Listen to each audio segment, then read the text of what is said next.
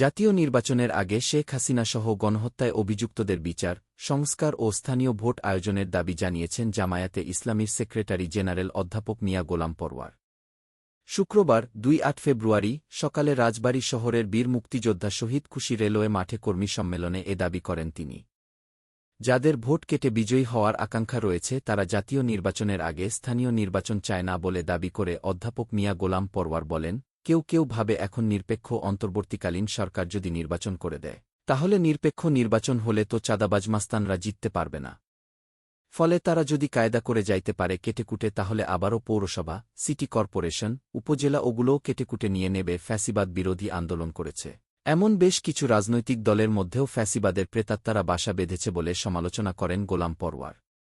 নাগরিক দুর্ভোগ কমাতে জাতীয় সংসদ নির্বাচনের আগে আগে স্থানীয় সরকার নির্বাচন দেয়ার দাবি জানান তিনি। জেলা জামায়াতে ইসলামীর আমির ও কেন্দ্রীয় মজলিসের শুরা সদস্য অ্যাডভোকেট মো. নুরুল ইসলামের সভাপতিত্বে সম্মেলনে বিশেষ অতিথি হিসেবে বক্তব্য দেন বাংলাদেশ জামায়াতে ইসলামীর সহকারী সেক্রেটারি জেনারেল এএইচ.এম. হামিদুর রহমান আয়াত। এর আগে সকাল থেকেই জেলার বিভিন্ন এলাকার পাশাপাশি পার্শ্ববর্তী ফরিদপুর জেলা থেকেও খণ্ড খণ্ড মিছিল নিয়ে সম্মেলনস্থলে আসেন জামায়াতে ইসলামীর নেতাকর্মীরা।